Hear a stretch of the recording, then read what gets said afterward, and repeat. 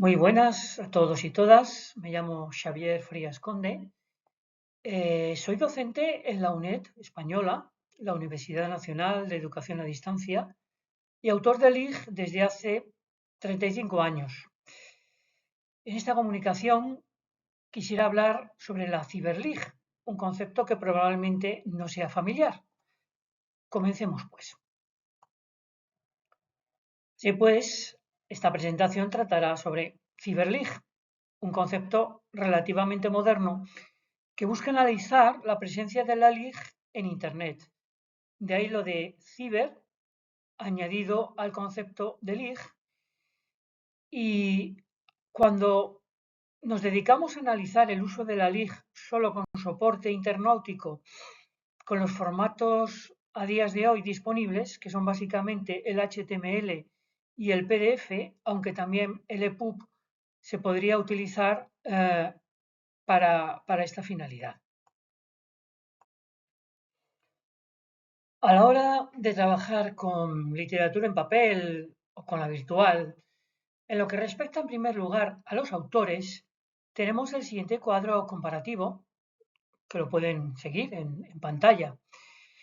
Ahí tienen reflejado el coste de publicar, que el publicar en papel es variable.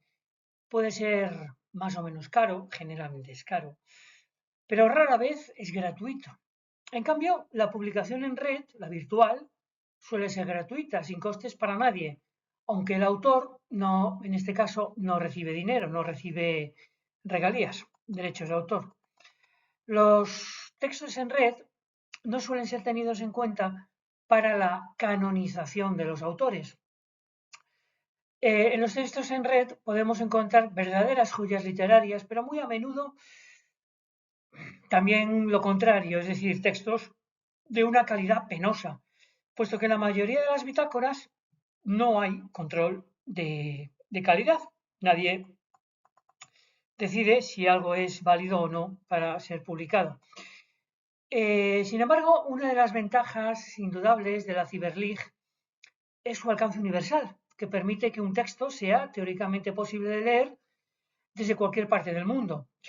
Mis bitácoras personales, donde un reino dos contos, que recoge mis textos en gallego y portugués y que fue creada en 2006, tiene ya la friolera de casi 450.000 visitas hasta la actualidad. Por otro lado, la disponibilidad de los textos es absoluta si están en papel, pero dependerá del número de copias disponibles. Los cibertextos necesitan, como es lógico, conectividad, aunque pueden ser impresos dependiendo de las circunstancias, de si hay una impresora disponible, etc. En cualquier caso, tanto en un soporte como en el otro, el papel y lo digital permiten un uso escolar con distintos costes, como ya señalamos al principio. Y también una cuestión muy relevante es la capacitación del profesorado para el uso de los textos, porque los que aparecen en papel suelen presentar menos problemas al profesorado. Están más acostumbrados a usarlos en el aula. En cambio, para la CiberLig es necesario dar una formación, una capacitación al profesorado en cuanto al formato, al uso, a la disponibilidad y a la explotación. Cuestiones principalmente técnicas que requieren unos conocimientos de los que no todos los docentes disponen. Finalmente, una cuestión importante es la extensión de los textos. Aunque teóricamente no es imposible leer una novela en pantalla, sí resulta muy cansado, por lo que es conveniente que los textos virtuales tiendan a ser más bien cortos. Además de la parte meramente teórica, realizamos una encuesta a profesores, bibliotecarios y mediadores del IG de varios países de lengua española para entender cómo ellos ven este fenómeno de la literatura infanto-juvenil en la red, es decir, la CiberLig.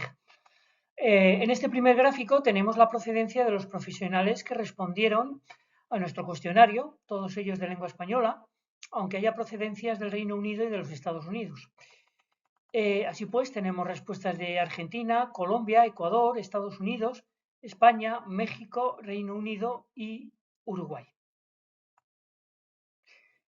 En el presente gráfico se aprecian las edades con las que trabajan los profesionales a los que me refería antes, que los voy a llamar ligistas.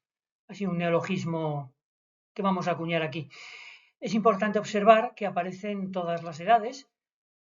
Lógicamente estamos hablando de un público preuniversitario, porque a partir de un cierto momento, esto se debe determinar, pero a priori podríamos situarlo a partir de los 7 u 8 años, cualquier lector puede utilizar la lectura en pantalla. Como ya quedó dicho, no hay literatura virtual, no hay ciberlig sin Internet. Por eso preguntamos a nuestros encuestados si su centro escolar disponía de conexión a la red. Y la verdad es que en la mayoría de los casos sí lo tiene, y además en una proporción altísima. Como se ve en el gráfico, es un 88,5%. Otra de las cuestiones que planteamos es la posibilidad de imprimir textos en el propio centro escolar, siempre en una cantidad moderada, como un cuento para ser compartido entre, por ejemplo, 3 estudiantes, a ver si así se alcanza al menos a la mitad digamos, del grupo de aula. Pero nuevamente estas cifras varían según se trate de América Latina o de Europa. En principio, en España es más fácil conseguir copias impresas para los estudiantes, pero también las opciones varían según el tipo de centro, si es privado o público. En estos últimos, los recursos son mucho más escasos y, por tanto, es más difícil que el colegio facilite copias impresas de los textos para trabajar. Así pues, a la vista de lo anterior, cabe preguntarse qué proporción de estudiantes disponen de celulares con conexión a Internet. En el gráfico de arriba se ve que las cifras son muy desiguales. Además, aunque no está reflejado en este gráfico, hay dos circunstancias que se deben tener en cuenta. Por un lado, que los estudiantes más jóvenes son los que menos disponen de un celular. Cuando, según van creciendo, ya el acceso a Internet les resulta más fácil y además suelen ya ir disponiendo de un móvil. Y por otro lado, extraemos la conclusión, al menos por nuestras propias observaciones, de que los estudiantes europeos y estadounidenses adquieren más fácilmente un teléfono inteligente. Y también por nuestras propias observaciones, pero apoyado en el testimonio de especialistas latinoamericanos, el acceso a celulares entre estudiantes no universitarios es mayor del que cabría esperar. Se da la circunstancia de que una familia no se puede permitir el lujo de comprar libros, pues prefieren disponibilizar el dinero para comida u otras necesidades básicas antes que libros, pero paradójicamente la familia dispone al menos de un celular. Y es que atendiendo al uso, la propiedad de un celular entre los estudiantes, lógicamente la otra opción que queda cuando los chicos no tienen celular es ver hasta qué grado los padres permiten que el celular del padre o la madre pueda ser utilizado por el chico o la chica para sus actividades escolares. Entonces, en principio, al menos por el porcentaje, parece que los padres sí estarían dispuestos a permitir el uso de sus celulares para actividades académicas. Y me gustaría contar aquí una experiencia sobre esta situación ocurrida durante la pandemia de COVID, cuando una profesora colombiana de Chiquinquirá, en Boyacá, pidió a los padres que permitiesen a sus hijos grabar la puesta en escena de varias micropiezas de mi autoría, sobre todo la de El Principito en el asteroide de Chatarra. La experiencia requería que los familiares, además, participasen también como como personajes. Y la escenificación fue grabada en un celular y posteriormente enviada a la profesora. Debo decir que los resultados fueron fabulosos. Es una de las experiencias más bonitas que he visto hasta la fecha de difusión, de microteatro, de trabajo, porque además de la grabación, había un trabajo en familia, porque como digo, los familiares hacían personajes. En esta obra hay tres personajes, el principito, un pelicano que aparece y el chatarrero. Entonces, el chatarrero, que es quien se dedica a recoger piezas en la atmósfera, bueno, alrededor del planeta Tierra, pues recibe la visita del principito. Y ahí ocurre toda una historia que no voy a contar ahora, pero dado que era ese tiempo de pandemia, cuando los chicos estaban en casa, cuando prácticamente en muchos sitios la única opción que les quedaba era a través del celular del padre o la madre y desde ahí recibían las clases por parte del profesor a la profesora, bueno, pues esta fue una experiencia maravillosa y de la que, como digo, guardo un precioso recuerdo. Y voy a pasar a la última pregunta, que es una pregunta un tanto delicada, porque era preguntar a mediadores y profesionales sobre si lo digital es una alternativa o un complemento a lo físico, al libro en papel. Y las respuestas son como muy contundentes. El 84,6% dicen que sí. No tanto una alternativa, sino un complemento. Es decir, porque la idea que veníamos trabajando de fondo es que si no hay papel, ¿qué hacemos? Bueno, pues lo digital. Entonces, ¿es lo digital una opción? Y esa respuesta sería un 84% que sí. Y obsérvese que dice, tal vez, hay algunos profesionales que tienen dudas, un 15,4%. Pero lo que más me llama la atención es que no hay ni una sola respuesta que diga no. Es decir, mediadores, profesores y demás no están cerrados al uso de la Cyberlig. Lo ven como una opción válida. Y pasamos a una parte diferente, una parte más teórica, que tiene que ver con cómo trabajamos esos formatos, qué hacemos con ellos, cuáles son. Eh, estos formatos son digitales, es evidente, no son formatos en papel, y a la hora de trabajar la Cyberlig en el aula, tenemos, por un lado, la lectura en línea, donde tenemos sobre todo dos soportes, la bitácora, también llamada blog, y la ciberpágina. Entonces, esto lo voy a desarrollar más adelante, así como la lectura de descarga del texto, que a día de hoy lo más habitual es hacerlo en un formato de PDF. Bien, voy a comenzar con la bitácora.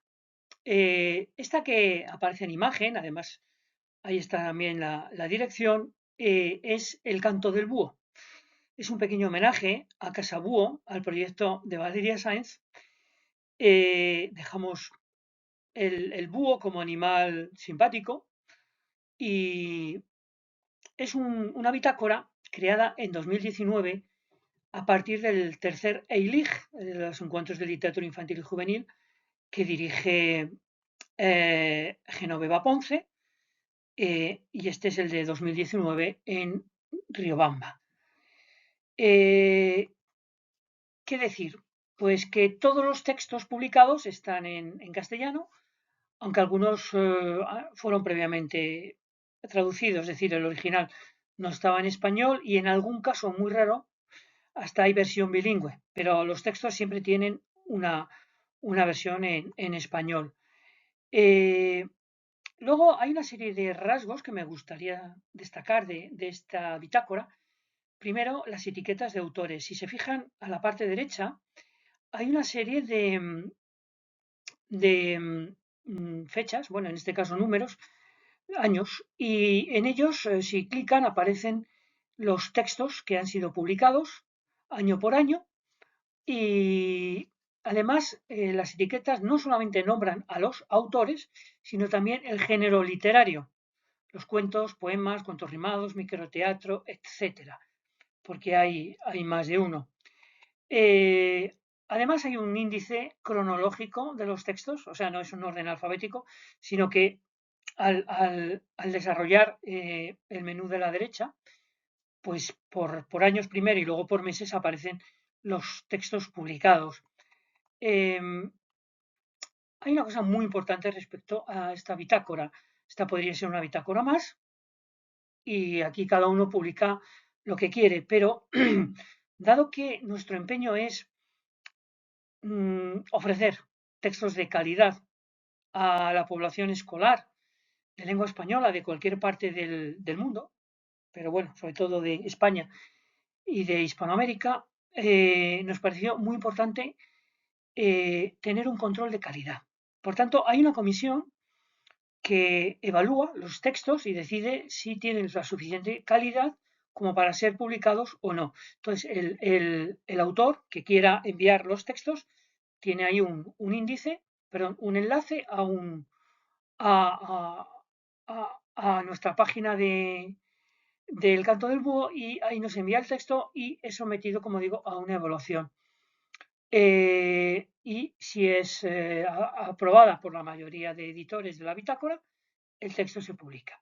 Entonces, lo que hace es que la bitácora sea algo muy parecido a una revista de textos de literatura infanto-juvenil, pero sin periodicidad. Se sabe que las revistas, algo típico de ellas es la periodicidad, puede ser mensuales, bimensuales, semestrales, como sea. Pero en nuestro caso no tenemos esa periodicidad y nos sería muy difícil mantenerla porque una de las señas de identidad de la bitácora es la gratuidad. La gratuidad tanto para quien publica como para quien lee. Y bueno, es muy triste decirlo, pero hay autores que si no ven una recompensa económica no tienen ningún interés en publicar. Entonces, bueno, tal como tienen en la imagen, si se clica en cualquiera de los cuadraditos, se abre el texto y se puede ver cómo sale un cuento o un poema o lo que corresponda y bueno, pues está hecho de manera que también sea fácil de imprimir. Puede ocupar una, dos, tres hojas, lo que haga falta. Y luego hay otra cosa que también es muy interesante y es que los lectores pueden interactuar con los autores a través de los comentarios al final de los textos. Y esto es genial porque hay chicos a los que les encanta escribir al autor y decirle, oye, me encanta tu historia. O simplemente decirle, mira, me esperaba otro final, lo que sea. Y esa interacción, que solo es posible en lo digital, porque en el papel no se puede hacer, pues bueno, es una de las grandes ventajas que tiene la bitácora virtual. Así que siempre que haya una conexión a Internet, cualquier persona del planeta puede leer los textos gratuitamente. Y el segundo formato que utilizamos, las ciberpáginas, las hacemos con la aplicación de textos de Google. Sin más, no tiene más misterio. Los textos pueden descargarse, ciertamente, a varios formatos, pero si optamos por dejar el texto en línea, podemos añadir un índice a la izquierda que se crea automáticamente en caso de que haya capítulos o varias historias que favorecen mucho la navegación, porque podemos ir saltando gracias al ratón de historia en historia o de capítulo en capítulo. Además, la lectura en pantalla en la computadora o en la tableta se puede leer también desde el móvil, desde el celular. Y lo que están viendo en pantalla es precisamente cómo queda uno de los textos en la pantalla del celular. Entonces, incluye el título del cuento, incluye una ilustración y luego el texto. El texto está a una fuente Arial 12 que permite, bueno, que se pueda leer sin demasiada dificultad, con separación entre párrafos, sin justificación, de modo que el texto se corra hacia arriba con el dedo, según se vaya leyendo. Por supuesto que hay formatos convencionales, por ejemplo, el de Amazon, el Kindle, que requiere un lector especial, pero también hay dentro de los, digamos, de los dispositivos con que contamos en casa, normalmente también se podría hacer, leer textos en Kindle. Y bueno, el formato es un poco distinto. Y bueno, en este caso no estamos hablando de usar lectores, estos dispositivos de lectura, sino que estamos contando con que tenemos los dispositivos habituales, el celular, la tableta y si acaso eh, la computadora. Pero sobre todo con el celular, que es una de las cuestiones de las que estábamos hablando antes, la lectura se puede hacer perfectamente desde este aparato, desde un teléfono, y basta, como digo, ir corriendo la pantalla hacia arriba según vamos avanzando en la lectura. Por otro lado, este tipo de textos también se pueden convertir en una página HTML desde la aplicación de textos de Amazon. Se puede también guardar como se genera un enlace y ese enlace se comparte y bueno, queda abierto para que cualquier persona con el enlace pueda leer, ¿no? Entonces, todos son facilidades para poder leer en la pantalla. En conclusión, para la lectura de los cibertextos hay distintas opciones que de alguna manera han sido ya citadas. La primera es la proyección del texto sobre una pantalla o sobre un televisor. En el primer caso se requiere un videoproyector y es una lectura colectiva. Cuando se hace con un televisor, digamos que técnicamente es menos complejo y se hace sobre todo con una conexión, por ejemplo, de Bluetooth desde un celular al televisor. Y de esta manera, pues también los estudiantes pueden leer directamente el texto. El segundo sería la lectura en un dispositivo electrónico con acceso a la red, a Internet, pues computadora, tableta, celular, incluso el lector, como ya también se mencionó antes, que permite una lectura individual, mientras que en el primer caso era más colectiva. En este caso ya hablamos de una lectura individual. El tercero sería la impresión de los textos, según lo especificado más arriba, que bueno, requiere una impresora, que si se dispone de ella en el centro escolar, pues sería lo ideal, y se hacen las copias que se puedan o se quieran. El cuarto sería la lectura en voz alta, que no siempre es realizada por parte del profesorado. Es algo que se ha venido haciendo desde hace muchos años y que en algunos centros se está impulsando. Tiene un gran valor pedagógico y se debería promover incluso con estudiantes de cursos superiores, no solo con los más pequeños. En todo caso, aunque no hablaremos de ello aquí, la lectura en voz alta es la base de los cuentacuentos, una de las actividades más hermosas que conozco para trabajar con la LIG y que de hecho se remonta a los orígenes de la humanidad cuando, al caer el día, un miembro de la tribu, normalmente de mayor edad, contaba cuentos al resto de los miembros al amor del fuego. Y a continuación voy a ofrecer algunas de las consideraciones de los profesores acerca de qué características, según ellos, deben poseer los cibertextos. Entonces, simplemente voy a dejar unos instantes, son varias diapositivas, las vamos a seguir en silencio y ya simplemente lean en pantalla porque no vale la pena que las lea yo. Tienen aquí lo que decían los distintos profesores.